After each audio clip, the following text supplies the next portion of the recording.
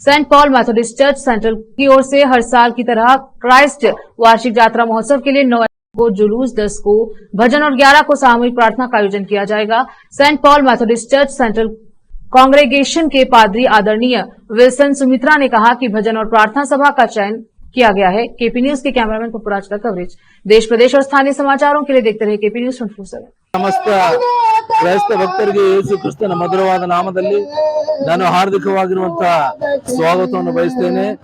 2020 ಮತ್ತು 25ನೇ ಸಾಲಿನ ಈ ಬೀದರ್ ಜಾತ್ರೆಯು ಬಹಳ ಅದ್ದೂರಿಯಿಂದ ಅದ್ಭುತವಾದ ರೀತಿಯಲ್ಲಿ ದೇವರ ಕೃಪೆಯಿಂದ ಜರುಗುತ್ತಾ ಇದೆ। ಅದಕ್ಕಾಗಿ ನಾವು ದೇವರಿಗೆ ವಂದನೆಯನ್ನು ಸಲ್ಲಿಸುವ, ಯಾಕಂದರೆ ನಮ್ಮ ದೇವರು ಅದ್ಭುತಗಳನ್ನು ಮಾಡುವಂತ ದೇವರಾಗಿದ್ದಾನೆ। ನಮ್ಮ ದೇವರು ತನ್ನ ನೀತಿ ನ್ಯಾಯ ಧರ್ಮಗಳನ್ನು ಪಾಲನೆ ಮಾಡುವಂತವನಾಗಿದ್ದಾನೆ।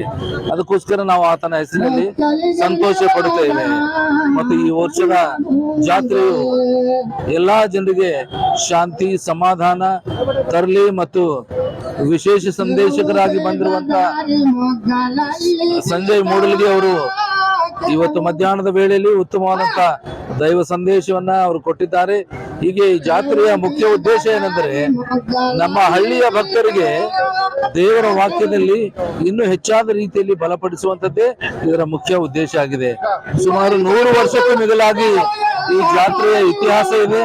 ಈ ಜಾತ್ರೆ ಜನರು ಎಷ್ಟು ತಡೆಯಬೇಕಂತ ಪ್ರಯತ್ನ ಮಾಡಿದ್ರು ಕೂಡ ಇದು ದೇವರ ಕಾರ್ಯ ಆಗಿರುವುದರಿಂದ ಯಾರು ತಡಿಲಿಕ್ಕೆ ಸಾಧ್ಯ ಅಲ್ಲ। ದೇವರು ತನ್ನ ಕಾರ್ಯವನ್ನ ತಾನು ಮಾಡಿಕೊಳ್ತಾನೆ।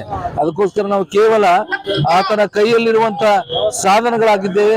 ನಮ್ಮನ್ನು ನಾವು ಸಂಪೂರ್ಣವಾದ ರೀತಿಯಲ್ಲಿ ಆತನ ಮುಂದೆ ನಾವು ತಗ್ಗಿಸ್ಕೊಳ್ತೇವೆ ಮತ್ತು ದೇವರಿಗೆ ಮಹಿಮೆ ತರುವಂತ ರೀತಿಯಲ್ಲಿ ಈ ಜಾತ್ರೆ ಜರುಗಲಿ ಎಂಬುದಾಗಿ ನಮ್ಮ ಪ್ರಾರ್ಥನೆ ಆಗಿರುತ್ತದೆ।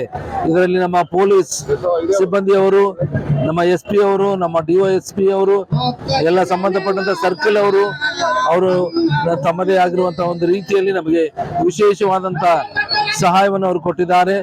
ಅದೇ ರೀತಿಯಲ್ಲಿ DC ಅವರು, ತಹಸೀಲ್ದಾರ್ ಅವರು ಮತ್ತು ಮೆಡಿಕಲ್ ಕೇರ್ಗಾಗಿ ನಮ್ಮ ಬೀದರ್ ಜಿಲ್ಲಾ ಆಸ್ಪತ್ರೆಯಿಂದ ಅವರು ಈ ಮೆಡಿಕಲ್ ಟೀಮ್ ಅನ್ನು ಕಳಿಸಿಕೊಟ್ಟಿದ್ದಾರೆ।